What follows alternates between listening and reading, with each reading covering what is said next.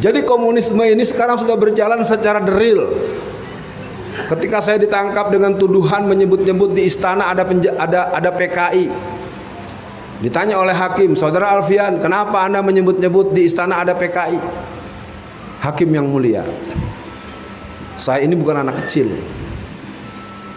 Saya tahu resikonya apa yang saya katakan kalau saya ini bicara asal bicara. Saya sebutkan, saya dapat kabar dari Bapak Jenderal ini, Bintang 2, tanggal 16 bulan Mei tahun 2016, menyatakan bahwa sejak itu pengamanan Istana Negara tidak lagi diserahkan kepada Mayor Jenderal, tetapi diserahkan kepada Letnan 1. Letnan 1 yang berkuasa 3 kompi. Kalau Anda mengerti sistem penataan keamanan, masa Istana Negara dikawal oleh komandannya Letnan 1? Jadi ketika Ambo menjelaskan di pengadilan itu, tabulala matutu hakim sedonyo. Jadi negeri ini memang sudah begini.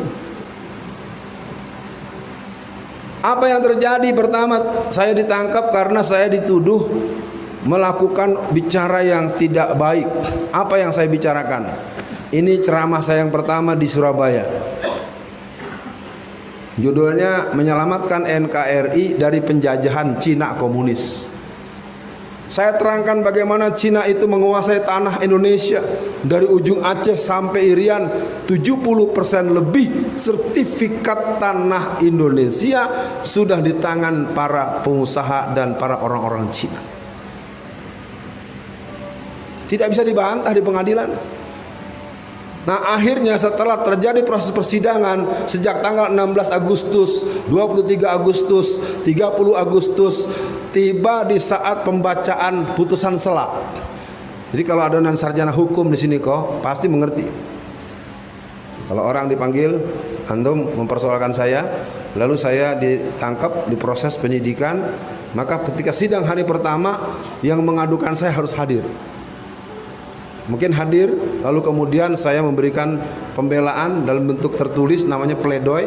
Setelah pledoi itu dikenal dengan istilah eksepsi. Eksepsinya kemudian disidangkan pada sidang keempat. Setelah mempelajari seluruh jawaban di putusan proses pengadilan di awal-awal persidangan, ternyata saudara Alfian seluruhnya dinyatakan diterima. Jadi aponan Ambo jelaskan tentang kok hakim itu menerima. Artinya apa? Sidangnya harus dihentikan. Tetapi tetap baru keluar berapa langkah dari Medaeng Surabaya, ternyata di luar penjaratullah banyak polisi bersenjata. Lalu Ambo ditangkap lagi, dimasukkan lagi ke mobil. Di dalam saya tanya sama polisi, emang gue salah apa lagi? Nggak ngerti Ustadz, kita mah mengikuti perintah aja. Bayangkan, ini yang pertama. Yang kedua, kasus yang kedua, ketika ada wawancara di sebuah stasiun televisi yang bernama LaTV tahun 2002, orang yang bernama Ripka Ciptaning mengatakan bahwa yang memilih PDI Perjuangan 15 juta orang adalah keluarga besar dan keturunan PKI. Di penghujung akhir wawancara, dia mengatakan bahwa sekarang sudah bertambah, maka yang memilih PDI Perjuangan pada pemilihan umum sejak tahun 1999 dan seterusnya sekitar 20 juta orang PKI. Yang bilang begitu Ripka Ciptaning, bukan saya. Lalu saya memberikan apresiasi bahwa 85% yang menjadi simpatisan dan memilih dan mencucuk PDI Perjuangan itu adalah PKI. Yang wawancara di televisi tidak ditangkap, Ambo dan mengutip tulisan ini dan ditangkap. Apa akhirnya kata persidangan? Setelah melalui rangkaian persidangan, saudara Alfian alias Alfian Tanjung dinyatakan tidak sesuai dengan tuntutan, sangkaan dan pasal yang disangkakan. Ayat 2, barang siapa orang yang menyampaikan sesuatu dan itu berbaik untuk kepentingan bangsa dan negara tidak termasuk kriminal, maka dengan ini saudara Alfian alias Alfian Tanjung dinyatakan bebas. Apa tahu berapa vonis Ambo dua-duanya? Sampai tahun. Permintaan dari si Pinocchio itu 8 tahun. Tahu Pinocchio? Ya, pokoknya yang pakai helm di sawah. Nggak ngerti gua nih ya, ampun deh. Kayak nggak ada orang lagi di negeri kita ini. Orang saongeh itu jadi presiden. Oh salah, terbalik. Tapi jangan gembira dulu. Kita pun sekarang nggak diurusin sama si Prabowo. Dia malah jadi anak buah Jokowi sekarang. Kasihan deh lu. Ya. Itulah karena kita memang tidak menyiapkan kader-kader politik. Ya.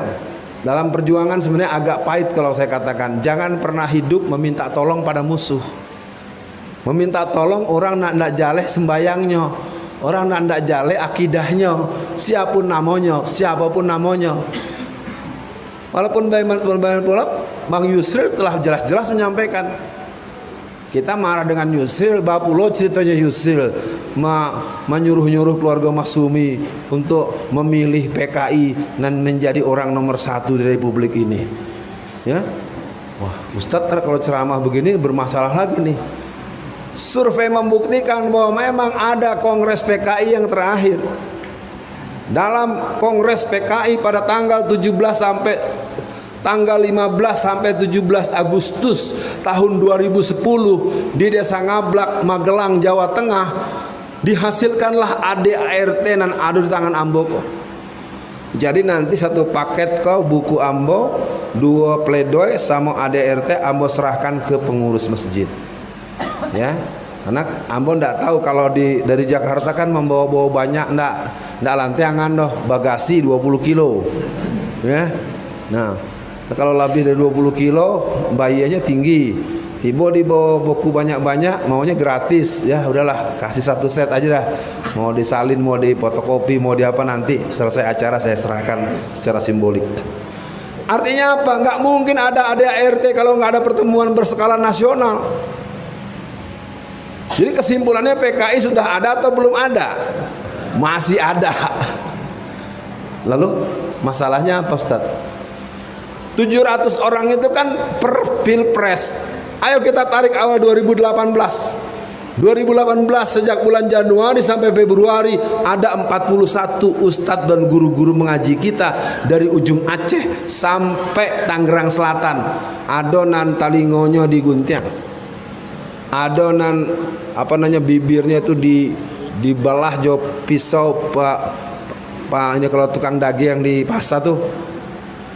Setiap orang-orang nan babesa itu seperti itu, selalu polisi cepat-cepat mengatakan dia orang gila. Coba kita bandingkan saja, seminggu lalu ada sebuah masjid di Minahasa diserbu oleh pemuda gereja sampai hancur masjid itu atau musola itu, tempat sholat orang Islam itu. Dengan cepat polisi memanggil para ulama agar memberikan maaf. Coba kalau gereja yang dihancurin, nan babue 2 orang, nan ditangkap 60 orang. Ya, jadi segala pemahaman buat para jamaah semua. Hari ini ada yang aneh. Kita ini umat mayoritas tetapi dipaksa untuk membenci agama kita sendiri. Kita umat mayoritas tapi dipaksa untuk membenci ulama, mencintai hal-hal yang dilarang oleh Allah. Kalau dalam ilmu politik, dalam ilmu hukum, mestinya orang-orang seperti ini yang ditangkap karena mereka makar. Tapi yang dituduh-tuduh Bang Kiflan. Apakah jamaah kenal dengan Pak Kiflan Zain? Pak Kiflan Zain itu sebetulnya tidak dalam keadaan menyenangkan karena beliau diancam hukuman mati. Baru dengar lagi kan? Saya juga sebagai teman dekat, sebagai junior beliau, sebagai adik angkatan beliau agak heran ya. Kok negara apa? Pak Kiflan Zain membuat nama bangsa kita sangat diacungkan jempol ketika bisa membebaskan rakyat Indonesia yang ada di Filipina. Bagaimana beliau membuat satu kekuatan pasukan pertahanan dan perlawanan terhadap gerakan pelajar dan mahasiswa komunis di awal reformasi. Tapi apa yang terjadi memang pada hari ini, maka pilihannya adalah mari semua kita menyadari kita tidak boleh melupakan Allah mengajarkan kepada kita wal mu'minin wal mu'minatin kal bunyanuhum yasduhum ba'duhum ba'd. Ayo kita bersatu. Jangan sampai kita membiarkan situasi tahsabuhum jami'a wa qulubuhum satta. Kau lihat mereka seolah-olah bersatu, padahal hati mereka terpecah belah. Kita harus menyadari betul kekuatan umat Islam itu ada di seluruh Indonesia. Cermin tampilannya adalah dari barisan 212. 212 itu jumlah yang hadir pada tanggal 2 Desember 2019 itu di atas 5 juta orang. Tetapi di televisi tidak ada berita. Yang ingin saya acungkan jempol, Sumatera Barat tidak pernah absen. Selalu ada. Muhammadiyah dari Aceh sampai Irian hadir di Monas.